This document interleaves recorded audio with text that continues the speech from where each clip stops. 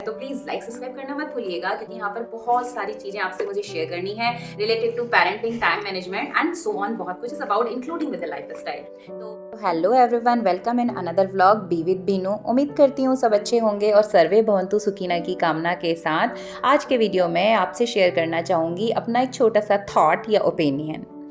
Initially क्या होता था ना कि जब बच्चे भी आए तो चीज़ें आप पहले जब वर्किंग होते हैं तो आफ्टर मैरिज भी चीज़ों को मैनेज करना बहुत टफ नहीं होता, लेकिन जब छोटे बच्चे हो जाते हैं तो उस समय पे सारी चीज़ों को एक साथ मैनेज करना, हाउस होल्ड भी देखना, जॉब भी देखना एंड एडिशनली जब इन लॉज भी साथ में हैं तो आप हर चीज़ को एकदम परफेक्ट वे में कर पाएँ ऐसा ज़रूरी नहीं है। और परफेक्ट नाम की कोई चीज़ नहीं होती है, कभी ना कभी चीज़ें इधर उधर होती हैं, इट्स कम्प्लीटली ओके।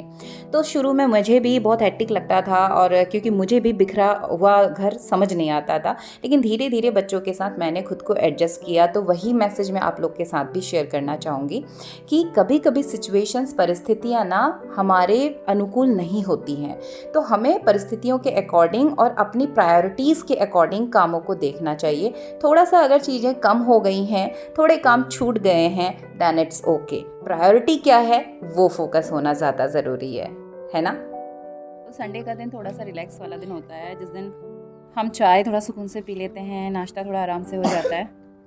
तो काम तो ज़िंदगी भर रहेंगे, लेकिन मेरी तरह आप लापरवाही ना करें। खाने पे हमेशा प्रायोरिटी देनी ज़रूरी है। बट कभी कभी परिस्थितियाँ, अभी जो मेरे हालात हैं, एक तरफ है ये वाली जनरेशन, पूरी रात इसको फीवर है, वॉमिटिंग है, तो भागते भागते भागते भागते अब थक के भी ना नींद आने लगती है। तो आज बहुत ज़्यादा टारगेट मैं कुछ नहीं करने वाली हूँ, क्योंकि मेरा स्कूल का काम भी है, इसको भी फीवर है और exams are also going on, तो वो प्रिपरेशन भी है। तो करना तो प्लानिंग था कि थोड़ी सी क्लीनिंग वर्क करना था, बट आज हम कुछ नहीं करेंगे। तो अकॉर्डिंग टू सिचुएशन चीज़ों को प्लान करना पड़ता है और अकॉर्डिंग टू सिचुएशन ही आप मैनेज करिए। जो प्रायोरिटी में है पहले उन्हीं चीज़ों को टारगेट करना ज़रूरी है। तो क्लीनिंग अगर 4 दिन बाद भी हो जाएगी तो कोई फ़र्क नहीं पड़ेगा, क्योंकि डेली क्लीनिंग तो होती है। डीप क्लीनिंग अगर रुकी है तो 2 दिन और रुक भी जाएगी तो कोई फ़र्क नहीं पड़ेगा। हाँ, जाओ आप पानी पिलाना नीचे से, आराम से जाओ। तो छोटे से बच्चे हैं, बुजुर्ग हैं, आप वर्किंग भी हैं, तो कई बार हो सकता है कि बहुत डेकोरेटिव हमारा घर ना लगे। तो मेरा टारगेट रहता है बस चीज़ें मेंटेन हो जाएँ, प्रॉपर प्लेस पे हो जाएँ, क्लीनिंग हो जाए। बहुत सजाने की फुर्सत मुझे नहीं है और वो सेकेंडरी है। फर्स्ट प्रायोरिटी है कि प्रॉपर फूड वगैरह अरेंज हो जाए, ब्रेकफास्ट, डिनर, लंच अरेंज हो जाए। बच्चे बीमार हैं, ये ज़रूरी है, एग्ज़ाम्स चल रहे हैं, इनका काम ज़रूरी है, तो उनको मैं प्रायोरिटी लिस्ट अपनी इस तरह से मैनेज करती हूँ। तो आज है संडे, तो फिलहाल कर लेते हैं रिलैक्स होकर के ये नाश्ता। लास्ट मंथ के कई वीडियो क्लिप्स मेरे फ़ोन पे ऐसे के ऐसे ही रह गए, जिनको मैं एडिट ही नहीं कर पाई थी, क्योंकि मेरी प्रायोरिटी में बच्चे, स्कूल, जॉब, ये सारी चीज़ें थी। इसको मैं उसके बाद सोचती हूँ। तो ये वीडियो भी लास्ट टू लास्ट संडे का ही था और मृदुल को था फीवर, तो इसको दवा ववा दे दी थी। उसके बाद इसका रूम भी फैला हुआ था, तो संडे को मैंने कहा चलो बेटा इसको हम थोड़ा प्रॉपरली अरेंज कर लेते हैं। और यहाँ पर ये ना प्रेस के तार जो फैल जाता है, तो क्या करती हूँ मैं, प्रेस की वायर ना हमेशा हम जब भी प्रेस रखते हैं तो हमेशा जो ये वायर है फैली पड़ी रहती है। तो सिंपली आप क्या कर लीजिए, इसको रखें तो इधर ना फैले, इसके लिए हम इसको सिंपली हमने सारे कलेक्ट किए। इन वायर्स को कलेक्ट करने के बाद हम क्या करते हैं, इस पर आप जो क्लचर रहता है घर पे हमारा, इस क्लचर को ऐड कर लीजिए। राइट, तो सिंपल सा ट्रिक है। अभी गिरेगा भी तो ये लीड ऐसे रहेगी। राइट, ये पूरा यहाँ से यहाँ तक पूरा तार नहीं फैलेगा, ये हमेशा कलेक्टेड रहेगा। ये एक रूम हमारा गेस्ट कम मनु का स्टडी रूम है, तो यहाँ पर काफ़ी बुक्स वुक्स फैली हुई थी और बच्चे ना आप सुबह करो शाम तक फिर से वैसा ही कर देते हैं। तो मैंने थोड़ा सा इसकी बुक्स और अलमीरा वगैरह को मैनेज किया। फटाफट से हमने झाड़ छुड़ के कर दिया यहाँ पर क्लीन और चीज़ों को प्रॉपरली प्लेस कर दिया। मालूम है शाम तक छोटा वाला फिर से वैसे ही कर देगा, बट एक बार हम अपनी ओर से करते हैं तो सेटिस्फेक्शन मिल जाता है। तो ये प्रॉपर क्लीनिंग करने के बाद हम हो गए थे थोड़ा फ्री। मम्मी कौन सी बुक पढ़ रहे हो? देखी थी Robin Sharma, how will try when you die. तो ये बुक मुझे मेरी एक स्टूडेंट ने दी थी, कनिष्का।